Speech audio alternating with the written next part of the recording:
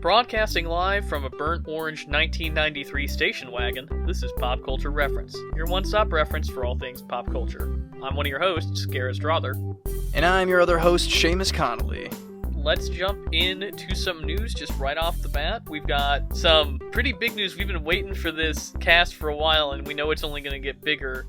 Rian Johnson's Knives Out 2 has had its first run of casting news. They're probably going to announce 2 more actors by the time we actually get this episode out.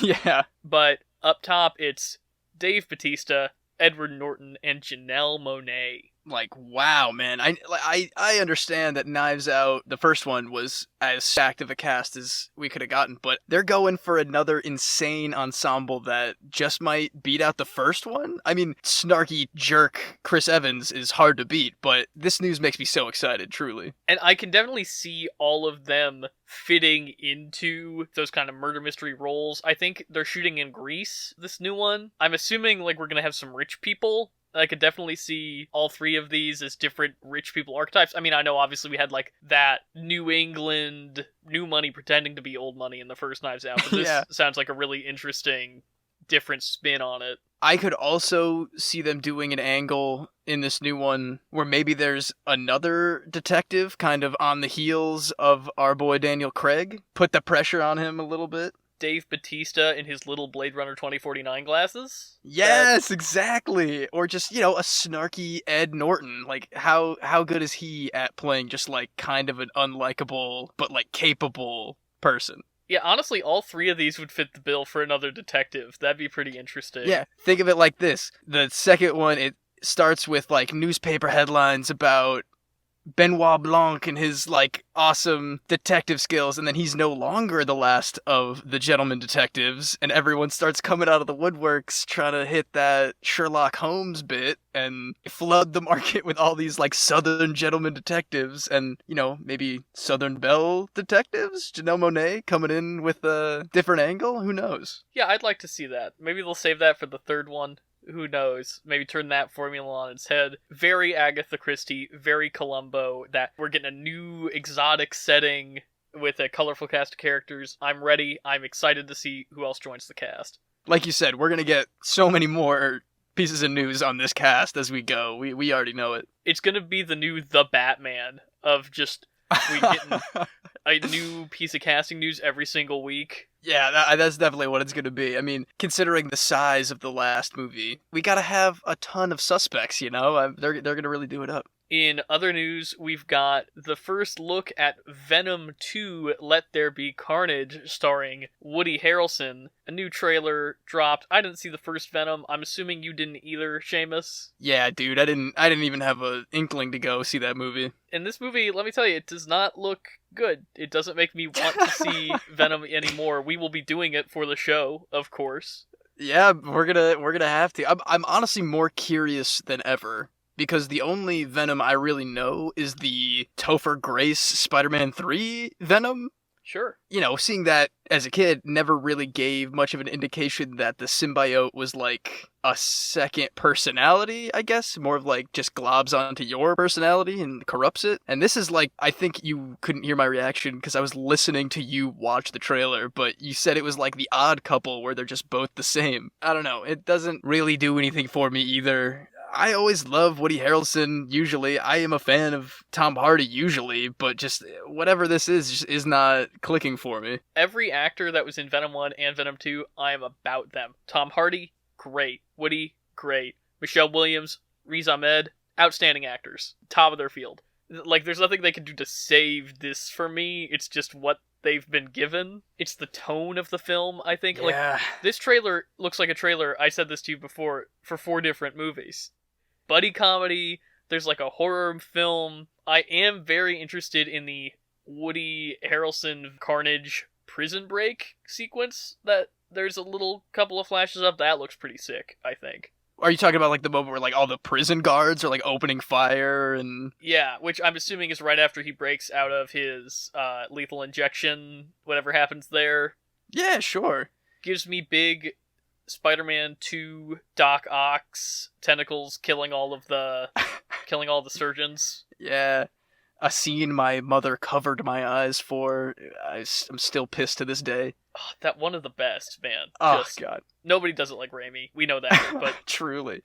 One of the things we do see in this trailer too, though, is a spider get squished, which implies that maybe they're gonna, like, there were rumors during the first Venom's production that there's gonna be a little Tom Holland stinger in the after credits or something like that. But maybe they're gonna work something in. We got multiverses now, we got different universes. It's all up in the air, so they really could if they wanted to, I guess. Something that I was thinking about when all that Morbius stuff was coming out, that's Sony too, right? That's in the Venom verse. I remember examining the background of that trailer and finding like the Amazing Spider-Man lookalikes in the background, yes, like on posters, that they used a piece of promotional material from Amazing Spider-Man 2 as a piece of graffiti in the background of the Morbius trailer. I remember that, yeah. With Andrew Garfield and Tobey doing, Spider-Verse of Madness, and we got other stuff going. Maybe they'll reignite the Garfield verse. That would be a pretty great twist, I think, if all along this is taking place in the Andrew Garfield Spider-Man universe. I think that'd be pretty great. I don't really care about Tom Holland showing up at the end of this movie, but if Andrew Garfield shows up at the end of this movie, that would be outstanding. That would be next level. That would make me care way more about the Amazing Spider-Man. And I liked the first one with the lizard and stuff. Like, I didn't think that was a terrible movie. They could bring it back. They could do it, and that would settle all this weird, I don't know if there's still Spider-Man drama with Sony and Marvel, but like if they could just kind of play with their own Spider-Man universe, could be good for everybody. Only in theaters. Oh yeah, very important. And speaking of something that's only in theaters, Chance the Rapper has made a concert film that he is directly distributing exclusively through AMC theaters. That's cool, man. I think one of the main number one things that people tell me when we talk about like the before times, before COVID, or like what we're going to do after everything's okay, it's always concerts. Live music is number one. And, since that's probably still not going to happen comfortably for a while, I think this is a really cool idea for somebody so popular to do something like this. And, I mean, it's a huge deal. To my knowledge, I can't think of something that's been distributed exclusively through a theater chain before, like the AMC is distributing something directly. Yeah, I guess I kind of was thinking of like those Fathom events, Yeah, but even like that's like IMAX Fathom stuff. is like a studio, right? Yeah, IMAX exactly. is like a studio. AMC is taking a independently financed film and distributing it through their theater. Like, that's just insane to me. Yeah, that is really strange. Also, this is old news by the time this episode goes up, but a few days ago, they're having previews at AMC River East down on the Mag Mile. And the one with the Dolby and all the nice art downtown. Ooh, yeah. You could only buy tickets to the advanced screenings in person, and it was just Chance behind the ticket booth selling the tickets to the advanced screenings. It was just what? Chance the Rapper was just sitting there? behind the counter. That is so baller. That is very funny. He's such a cool dude, man. He's such a stand-up guy. I think a lot of people dunk on him, which is a shame, and I think kind of unfair, because he's really authentic and really cares about pushing boundaries and doing good deeds throughout his career. I'm a big Chance fan. Yeah, man, me too. He's got me into a lot of hip-hop in a lot of ways, just like growing up when his big, like, acid rap, when was that for us? Like, holy God. What, almost 10 years ago now? Yeah, that album like blew my mind as a young boy. So, I've seen him live a couple times too. Anytime I would go, like, really any hip hop show in Chicago, he would just like run out from backstage because he's just friends with everybody, and he would do like 3 songs and drop it and leave. It was great. He's a class act. But up next, a new Disney Plus Halloween special that was just announced: Muppets Haunted Mansion. We don't really know anything about this yet, but presumably it is the Muppets mashing up with the Disney brand, mostly the theme park attraction. I'm assuming not the Eddie Murphy movie, the Haunted Mansion. Yeah. Or it's a direct sequel to the Eddie Murphy Haunted Mansion, where Kermit helps him get brave and go back to the mansion. That'd be a pretty good movie, Shane. I'd watch that. Oh, man. Well, I mean, this sounds like a lot of fun. Like, we've talked about it forever on this show, but the Muppets are just absolute gold. and they really haven't done any Haunted Mansion stuff since that Eddie Murphy one, have they? Well, so they were supposed to do the Guillermo del Toro movie. That seems to Right, not be yeah. happening. And then, like 3 weeks ago on the show, we talked about Justin Simien. Dear White People director Justin Simien is doing a Haunted Mansion movie. So I'm wondering if this... I mean, I'm assuming there's not going to be Muppets in Justin Simien's Haunted Mansion movie. But, like, is this going to be a special live... Like, you know how they used to do, like, live from Disneyland specials and sometimes the Muppets would be on them? I wonder if it's going to be, like, almost sure. like that. That'd be Where it's, like, interesting. You've got the puppets, like, and they're hanging out in the ballroom or whatever on the ride, and... Whatever it is, it's going to be a lot of fun. But I really do hope it's like, I want to see Kermit get scared. He's funny when he's scared. I'm in. The Muppets truly interacting with ghosts and getting some good spooks on them, I think that'd be really fun. You got Beaker and Dr. Benson Honeydew get some mad scientist action. I don't know if there's a mad science section of that ride, but... Not really, but you could make it work. There's definitely ways you could implement the Muppets into the Haunted Mansion as, like there's a bride that could definitely be Piggy. I'm really trying to come up with a duo for Statler and Waldorf, and I can't think of, like, an actual duo on the Haunted Mansion. There's 2 dueling paintings. There's paintings in the ballroom that shoot each other. Oh, yeah, that could be pretty good. I was also going to say they could do, like, a meta intro where Statler and Waldorf are on the ride, and that's how we get into the...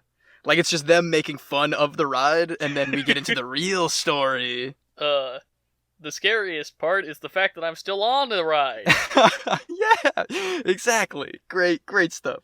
I'm excited for this. I'm interested to see where it goes. Hopefully, if there's a market for spooky Muppet stuff, they'll do a PS4, PS5 remaster of the PlayStation 1 classic Muppet Monster Adventure that's, like, impossible to get your hands on a copy of.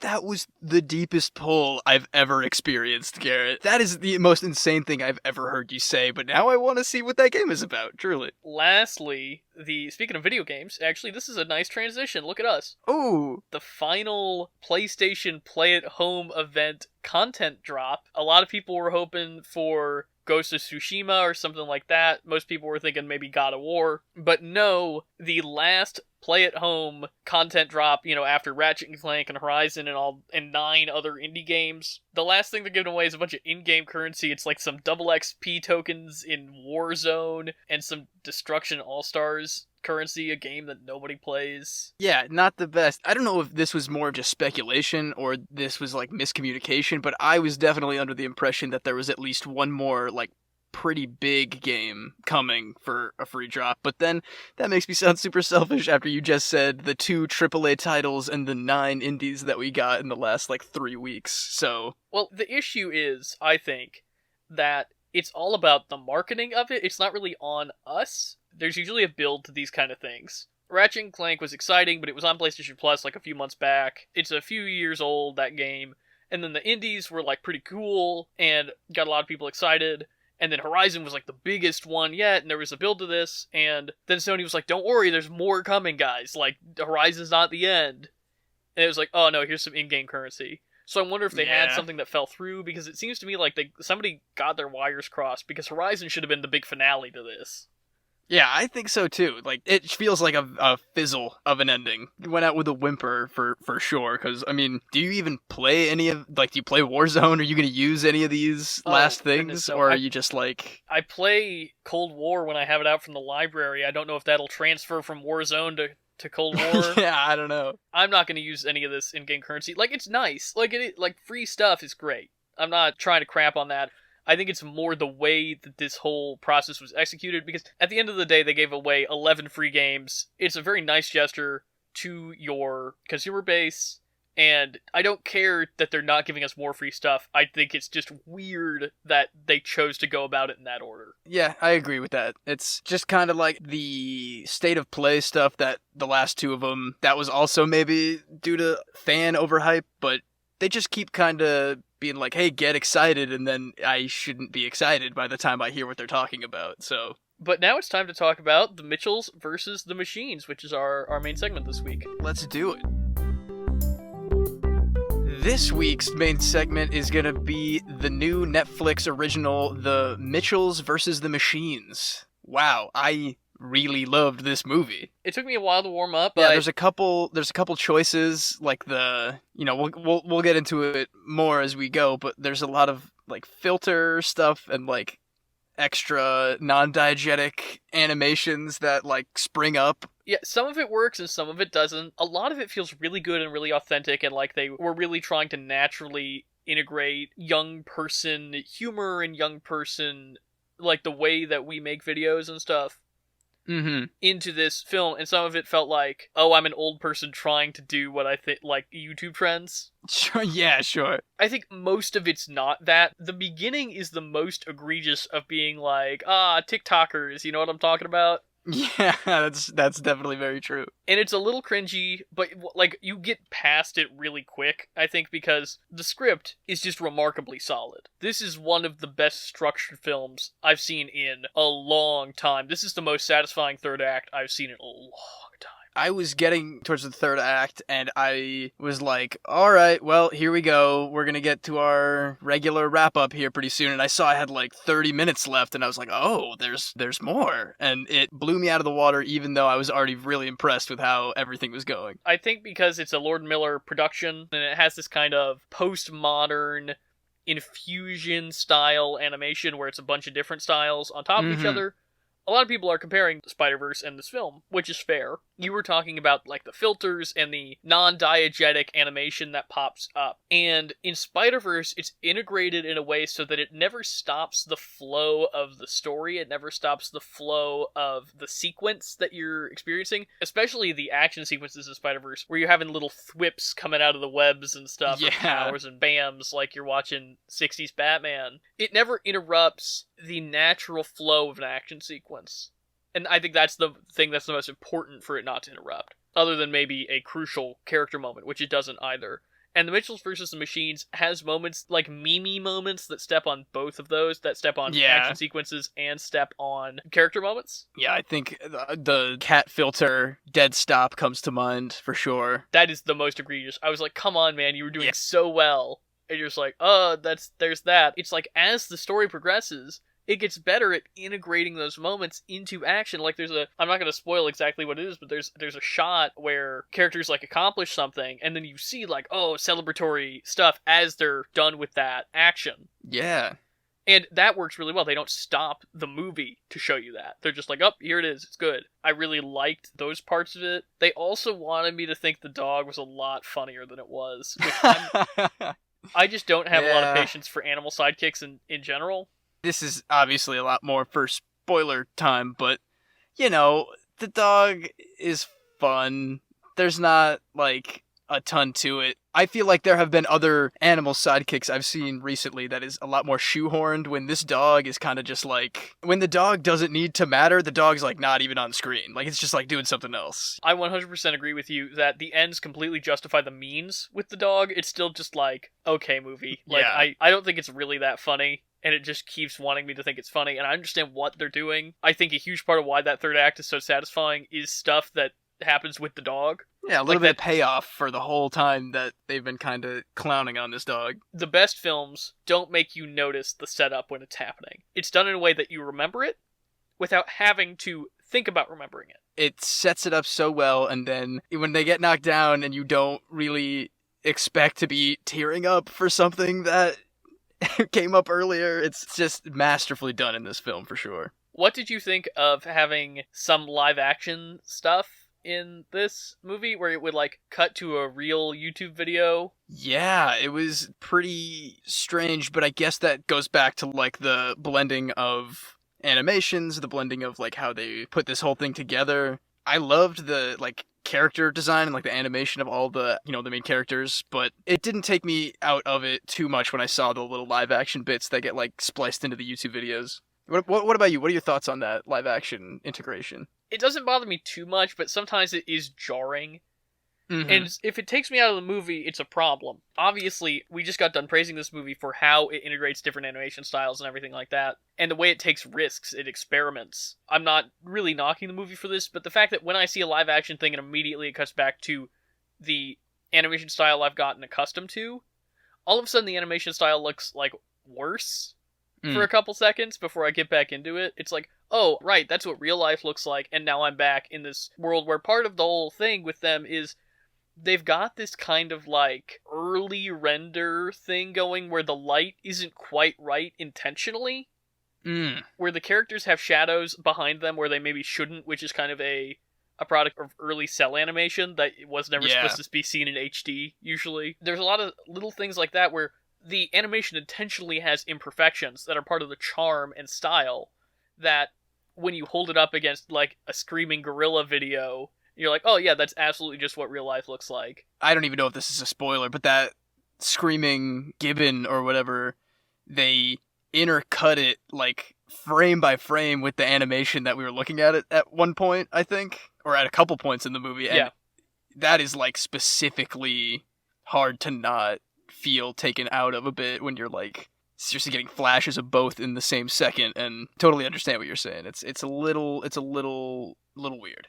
This is definitely like a 21st century cinematic idea, and not that it hadn't been done before this, but that they're taking the aesthetics of different styles of animation and video games and stuff like that and kind of putting it into this more realistically or differently rendered world. So you look at things like Scott Pilgrim and In the Heights as live action examples of films that are able to integrate animation into their aesthetic in a live action setting, and then you see films like Spider-Verse and this film that are taking a consistent animation style and then layering on top of it other animation styles and other kind of clips and non-diegetic, like you said, visuals. I love that concept. I want to make it clear that I'm not trying to dismiss what the movie's trying to do because I think it's really effective storytelling.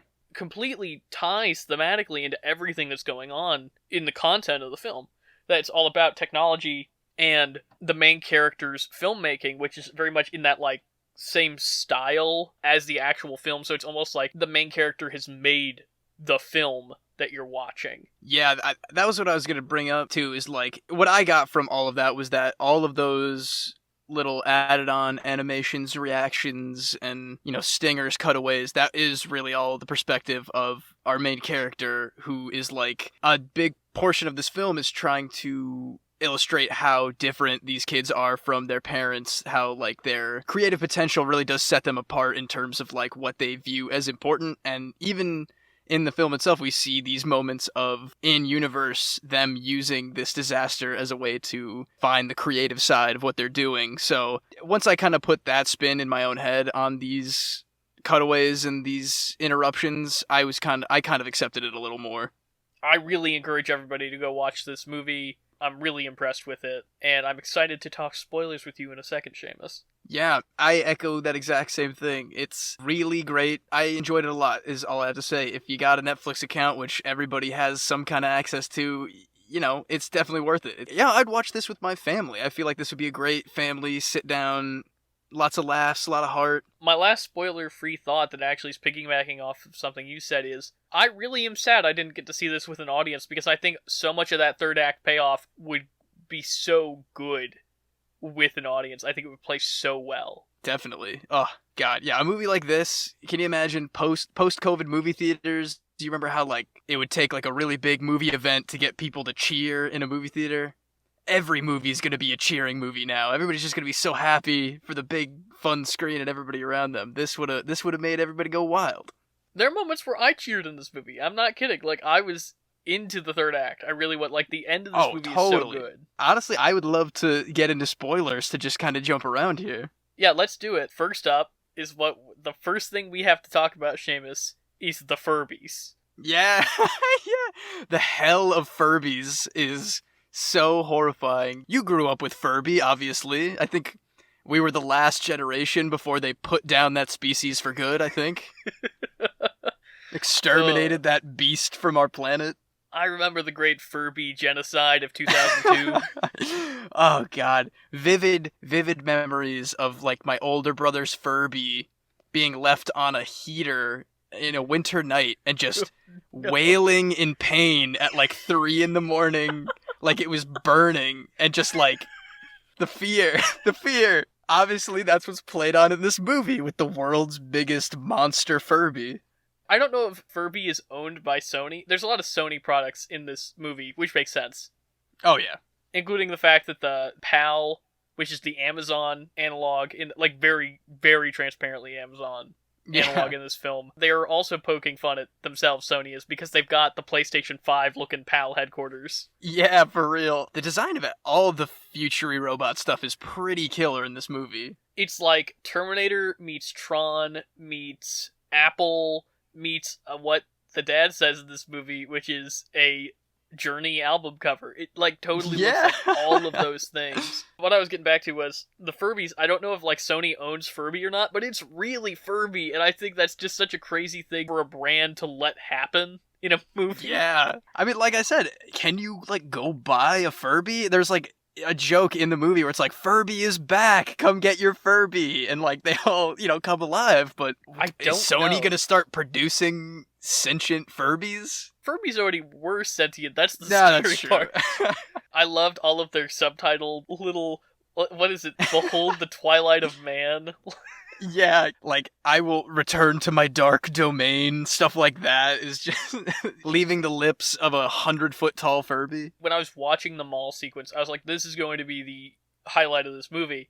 And it wasn't. Like, it's where that movie really picked up for me. That's the midpoint. That was really where I was like, oh, this movie, I'm into this movie now. Oh man, all the Roombas rolling out together in formation. I think that's also when their little pet robots really become characters, which... Yeah. Oh, I loved... Those are the stars of this movie. The MVP of this movie is Beck Bennett, who voices all of the robots except for Fred Armisen's robot. Hey, don't you leave out Conan O'Brien robot. That's true, there is Conan. The whole conceit of all of this is so fun. Like, just the goal of the robots, a slighted Olivia Colman Siri just launching humanity into space is such a fun way to exterminate humanity. They could have just killed them. They have weapons. They have, like, rocket boots. They could have just killed everybody.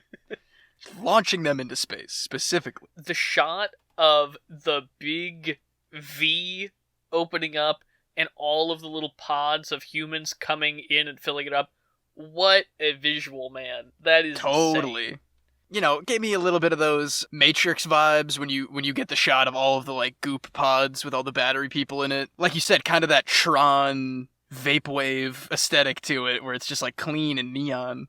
Totally vaporwave. This movie is just like the family each has kind of like a different aesthetic associated with them. Like, the big thing right now is core. It's whatever core. Cottage core, norm core, whatever. You've definitely got, like, dad is like woodsman core. Like, he's got this big Offerman. Lumberjack core. Exactly. Yeah. And you've got, like, the alt queer filmmaker daughter, and just little boy core is just... Yeah. Dinosaurs and being embarrassed about girls. It's exactly what it is. So just like everybody in the family kind of has their own niche that they're playing off of and creating this aesthetic, the way that their aesthetic plays off of the super sleek Apple Tron vaporwave of PAL is brilliant. It makes such interesting visual connections. Yeah, man, going back to our intro, like, the old school 1993 station wagon is, like, stealthing through robot territory because they just put a tarp over it, It's like old world versus new world, family versus everything at the same time. It's very well done. And it's so much more nuanced than Phone Bad, which I really appreciate too, because when I saw the trailer for this movie, I was like, oh, it's a Phone Bad movie. Like, I hate that. Also, quickly, really liked how they tried to hide who the bad guy was for 30 seconds. And then they're like, oh, of course it's the phone. We knew that. What are you doing? What do you mean? It's not Dr. Claw from the Inspector Gadget cartoon? Also, just a side note, I love Olivia Colman to death. She is the absolute best ever. And, she didn't get a ton to do here, obviously, but, I still thought she was great. She is so funny, and her voice is so animated. She's the perfect person for this, because she sounds posh and sophisticated and smart, but then also can do this really bubbly, fast-talky thing that's really charming and funny. Olivia Colman is the best. She's a national treasure. Well, she's not our national treasure, I guess. She's a national treasure, but the nation is England. I really love Danny McBride. I think he's just absolutely hilarious in everything. I think he killed it as the dad in this. You're totally right. He's got that, like, Ron Swanson, but less cold, I guess. They still work through all that, like, family stuff together through the movie, and I got a tear in my eye once or twice on that sad father-daughter story. He was just great throughout the whole thing, for sure. It took me a long time to figure out who it was. When I was watching the movie, I was like, who is that? Me too, actually. I had to look up the cast, because I was also so curious about. Somehow I couldn't identify Fred Armisen's voice, and it was driving me crazy, and I had to look that up, but... It's because he does 1,000 voices. Yeah, that's true. God, he's great too. Shout out, Fred Armisen. The moment where you realize Eric Andre is in this movie is just, it's a weird one. Yeah, I guess he's like the tech mogul that starts the apocalypse, but he is relatively normal in this movie. I was ready for more of the, like, robots kicking him in the crotch a lot. You know, I was waiting for more wacky stuff on his end. At first, I literally thought it was John Legend, and then, no, John Legend is also in this movie with a brilliant meta joke of him and Chrissy Teigen playing the neighbors that have the unattainably perfect life that the Mitchells want. Or the Mitchell mother, played by Maya Rudolph, wants. Who I also love her in general, but also she was hilarious in this as well, her whole character. We get her cleaning up robot hearts and just, like, turning into a warrior ninja mother. It's kind of amazing. That's the one thing where I was like, this literally comes out of... I mean, I love it. Don't get me wrong. I was like, is this foreshadowed in any way, or does this literally just come out of nowhere? Like, just the fact that she's an insane martial artist... She can take on these insane Terminator robots like 10 to 1. You know, to me, that just shows that she was so confident in their safety for the entire film up until that moment for some reason, and then she just went off. I want to talk real quick about, while we're on the third act, the payoffs of everything. You know, the screwdriver, her YouTube videos, the pug. Yeah, the stick shift driving. The pterodactyl vision. Oh yeah, definitely. The Mitchell special. The Rick Mitchell special. Pterodactyl vision, that's another one where I was like, that's great. It took me out of the movie just a little bit. Like that, I think that's... yeah. Like, I was like, the flow is so good right now, and it's like, pterodactyl vision, and I'm like, okay, that's great, and just cute and whatever, but it's like, oh. Yeah, that's fair. I loved that kid. That kid character was hilarious. Who was played by one of the directors. I was like, why does this kid sound like this? And it's because it's a grown man doing a kid voice. Oh, that is apparent from the start. That is not hidden. Using the bathroom and then just a false alarm where he was reading. Very good. It's a nice acknowledgement of a lot of these apocalypse things where it's like, when are these people going to the bathroom and how are they doing it safely? And folding that in with the road film. They're going cross country. They've got to point to things in the car instead of just driving around, you know? It's great. All really spectacular. I'm so impressed with this movie. Yeah, man. I might watch it again with Kara because she saw a little bit and seemed very interested. Like you said, I recommend this to anybody that's got a Netflix account. You know, it's got a lot of heart, very funny, animated wonderfully. I don't know what else there is to say besides just like it is a solid piece of work and another feather in the cap of the Sony animation department that is just blowing me away every time I see something new from them. And a beginning to a beautiful friendship between Netflix and Sony, don't forget. Oh yeah, that is right. This is the first one of their deal, huh? Yep. I don't think it technically counts as part of the deal because that was closed before the Sony Netflix deal was closed. But I suspect that deal would have already been in process when this deal was closed, I'd say. So it's under the umbrella of the deal, I'd say. Yeah, sure, we can count it. It's close enough, probably. This is the first really high-profile like Netflix movie every week, I feel like, and we're getting a lot of heavy hitters coming up soon with Army of the Dead and Woman in the Window and all that. Army of the Dead is Netflix, huh? Yeah, again, all three of the movies I just said are not originally Netflix movies. They were shot to be distributed in theaters. But Netflix was really smart and scooped up a bunch of those mid-tier movies that probably were going to get lost in the shuffle with everything being delayed theatrically. So, I mean, smart move. I'm excited about it. Yeah, same here, especially because I was looking at Army of the Dead being like, this won't get me into a theater again, but if I can pop that bad boy on the Netflix, I'm there. I'm there for Bautista only. Hey, what did you say about Tig Notaro, sir? Man, I don't even know who that is, man. She's a really funny stand-up comedian. And she's opposite Bautista in this heist zombie movie? That's the thing. It's a really weird cast that I'm kinda into, and we'll talk about it more off-pod, but... Yes, of course. I think that wraps us up. Definitely go see this, or don't go see it. Watch it on your couch at home. Yeah, watch it with your family. It's really good. What do you think? Do you think this is like an 8-and-up movie, 10-and-up movie? I think if you could relate at least to the younger brother, I think that's all you need, you know? They're like, 8 years old maybe.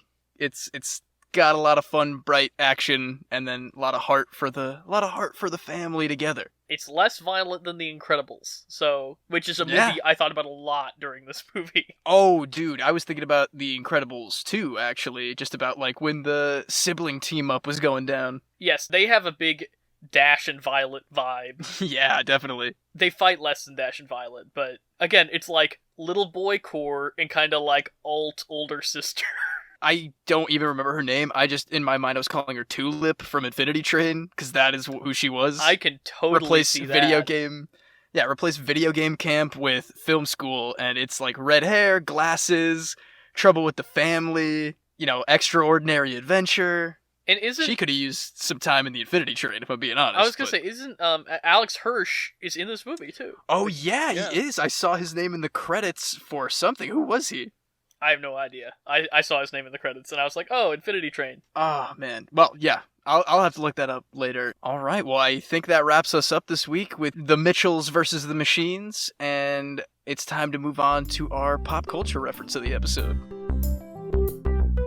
Today's pop culture reference is Netflix's Movie Every Week initiative, which they announced the first week in January of 2021 that every single week on Netflix, there will be a new film dropping for the entirety of 2021, and I'm assuming they're kind of going to keep this up afterwards as well, although it'll be harder to do, because a big part of this initiative was them being able to scoop up all of these smaller films that got pushed because of COVID, and probably weren't going to be prioritized for a theatrical release when they were playing catch-up in the movie industry. So our main topic, the Mitchell versus the Machines, is really the first big that I can think of that was in this category. Would you say, Seamus? Yeah, I would say so. None of the other ones have really caught my eye as much as this one has, and I will also say that the Mitchells versus the Machines probably also ties back into Netflix's animation goals moving forward, so I think that movie a week and their animation goals are definitely going hand in hand here. Yeah, I think they're very much intertwined, and we'll talk about that more in a second, because some other big hitters they've got are Zack Snyder's Army of the Dead, which is coming out next week, the Amy Adams Wyatt Russell thriller, The Woman in the Window, which just premiered this week, that Kevin Hart fatherhood movie, which is supposed to be his attempt at like real acting. Oh, that is weird, considering his weird public stuff about his son and all that got him in trouble not too long ago. Yeah, I think this is probably a little bit of a rebrand for him. A little bit of damage control. And then we've also got another Lord Miller animation. I think they're actually directing this one, though, is America, the motion picture. Ooh, man, I'm definitely excited for that one. Another big heavy hitter, which I don't think has an official release date yet. I'm guessing it's going to be more in awards season, not for the summer, but the new Adam McKay movie, Don't Look Up, with Leonardo DiCaprio, Jennifer Lawrence, and Timothée Chalamet. So that's going to be a big one, I think. Oh, they're going to make a huge deal out of that premiere, that's for sure. This is a really big initiative that I think is going to see the real start. I mean, streaming has already become more of a prestige event, that there can be prestige films released directly to streaming. But now with the advent of the HBO Max deal with Warner Brothers and now Netflix dropping all of these theatrical releases, I wonder if this is kind of the beginning of a tide turn for streaming releases.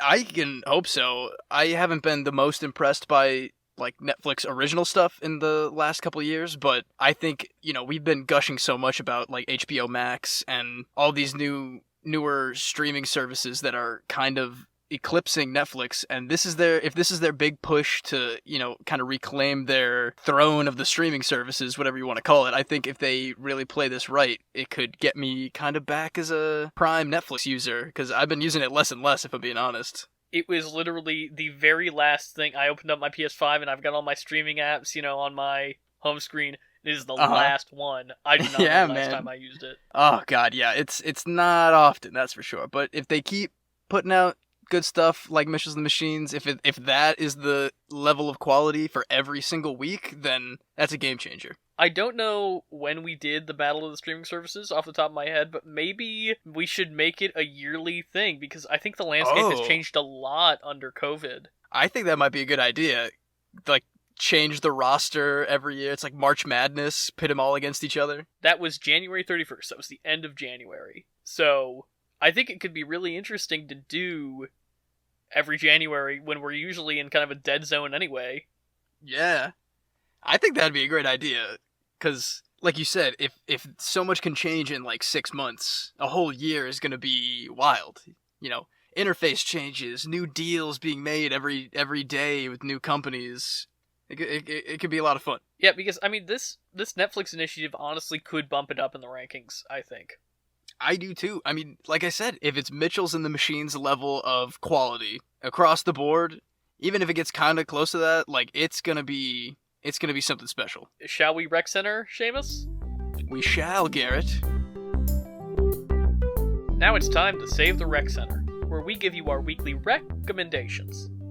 Seamus, what do you got up top? I'm a bit of a trophy hunter these days on my PlayStation. I try to go for those platinums.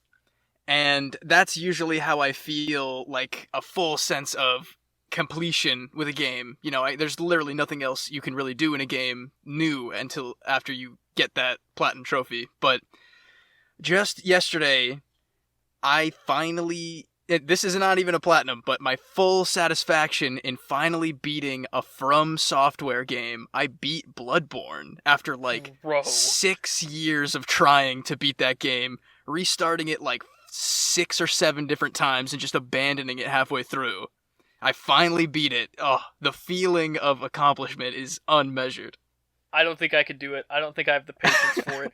I know at the end of the day, it's just dodge and thrust and parry, but oh god, it is the grind of all grinds. And, in the end, it took playing it with Kara for her to shame me into continuing, basically. Because if it were up to me, I would have just been like, whatever, it's not worth it. It's fine. But, that having an audience really made me go for it, and it was fantastic. I know you're not the biggest fan of, insanely hard BS games like that, but if you ever get the chance, and I know you do, Mr. PS5, just give it a shot. It's literally in my library. I know it is, dude. Oh, man, yeah, it's, technically, I've read that it's the easiest of the From Software games, which is insane to me, but, it still was an insane accomplishment, so give it a shot for sure. Well, as somebody who just got super frustrated on the second Valkyrie in God of War on easy mode, I'll take that under advisement. Yeah, definitely. I might be on normal mode, I don't remember. I often play games on easy. Knows. But my rec center, I cannot believe this is so serendipitous, Seamus. I have a hard BS video game rec center. Oh my god, I know exactly what it is, too. Oh my gosh. I have gotten from the library, and I think this is my first PS5 exclusive rec center on here. Ooh. The game Returnal, which is it just came out a couple weeks ago. It's a brand new PS5 title that is a time loop game, essentially, where you are this astronaut who repeatedly crash lands on a hostile alien planet, where all of a sudden you're finding bodies of your past self and wondering what's going on, and your goal is to reach this beacon without dying. So basically every time you die, you re-experience the crash, and you've just got to start over, and the enemies and the environment adapt as you go through. Oh my god, that sounds just from a difficulty standpoint, insane. Oh my god. I've not been playing it like a maniac like a lot of people I've been reading about and talking to have been. My friend Eric, Right. he got it on my recommendation. He texted me, he saw me playing it, and he was like, hey, is this worth getting? Because he's the only person I know with a PS5. And I'm like, yeah, it's worth getting. And like, within 12 hours, he was playing it. Oh, nice. And I think he's been playing it. I think he's probably farther than I am now. So far, I'm really enjoying it. I haven't hit, I think, the really big difficulty spike yet, because so far I'm like, this is challenging, sure, but it's like, as long as I'm really careful, it's okay. You know, I'm not... Yeah. But that's the thing, it requires maximum concentration. Like, most of the time when I'm playing a game, it's usually when I have to pay attention to the story or something that I have a problem, but this game, I cannot do anything but focus on this game. Oh my god. Yeah, dude, it sounds like you would have to, or else it wouldn't even be, worth going through. I was gonna say, in like Bloodborne and Dark Souls, you eventually memorize, exactly where an enemy is, and exactly a route you need to take to, like, do things safely and effectively. But, like, an adapting environment and enemies is wild to me in a game like that. You learn, like, how the different enemies kind of function, and you've got, like, God of War style codex where it talks about their weaknesses, and... Okay. You do get some familiarity, and some of the rooms are kind of the same, because it's like a dungeon crawler where you just go through room after room after room. It is very clearly inspired by Edge of Tomorrow, the Tom Cruise movie. Yeah, I was gonna ask, yeah. But it also has this really... It's got this, like, alien vibe to it. That's pretty fun. As a sci-fi person, it's a very nice mashup of things I like while still being a very original and very interesting concept. And the fact that it's turned this roguelike dungeon crawler genre kind of on its head with that time loop mechanic, I think is just a stroke of brilliance that I can't believe hadn't been done before. Yeah, honestly, that is fantastic. Like, there's Demon Souls and Dark Souls, it's all medieval, and then there's Bloodborne, which is, like, Victorian, but having this sci-fi element instead of, like, a straight magical demon element is very intriguing to me. And if I ever get a PS5, Garrett, I'm gonna pick this one up. Hey, if you can beat that with how hard that sounds, then, maybe you should give Bloodborne a try after all. Who knows? I'm shocked at how much I'm enjoying it. That's my big takeaway. Well, because I'm glad, yeah. With me, with Bloodborne and Dark Souls and stuff, it's not like I can't do games on harder modes. It's just that, at what point am I not enjoying this anymore? Yeah. As you can see, I hit that point many times. Granted, after however many times I did try, and now finally I beat it, I couldn't even begin to tell you what it's about. Like, I don't know anything about the story, so I think that maybe that might deter you a little bit. When I give it a try, Seamus, I'm gonna make my way through that PS Plus collection eventually, you know it. Okay, yes. 2 insane video games. It's a good duo. That's a very serendipitous Rex there. Yeah, I very much enjoy that, because, God knows it's gonna be a lot for me to play and beat Demon Souls or Dark Souls, so I'll probably pick Returnal up first anyway. I'm excited to hear your thoughts when you do. Also, the quickest aside, the haptics on that are insane, because... Oh, man! Not only can you, like, feel the rain in your controller when it hits your controller... What?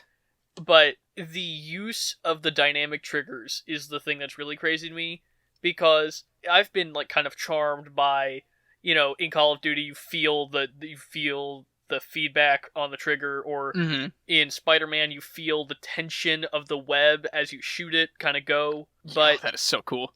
Returnal is able to turn dynamic triggers into essentially another button, where you pull it halfway to aim, and then there's resistance. But if you pull it all the way through the resistance, you can do your alt fire. Oh, that is super cool. That is really dope. I would have expected this kind of game to come out in 2 years after they had had time to figure out how to make the PS5 controller fully function. And if this is a first year game on this console, I don't even know how people are going to figure out how to use those kinds of dynamic range of that controller. Oh my god, it's going to be so good. I think we even talked about that last week of, like, this is the intro to this generation of games, and we are being, like, floored by everything. It's going to be next level by the end of this.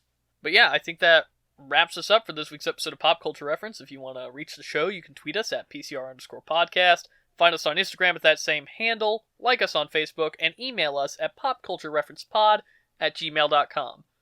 Next week, we are going to be talking A Quiet Place in anticipation for A Quiet Place 2 hitting theaters in just a couple weeks.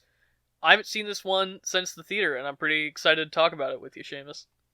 Yeah, honestly, I haven't seen it since the theater either, and I'm excited to see what the streaming version of this experience is like. So I'm looking forward to it. So yeah, join us next week. I'm excited to talk quietly. Oh god, we're gonna do that bit the whole show, aren't we?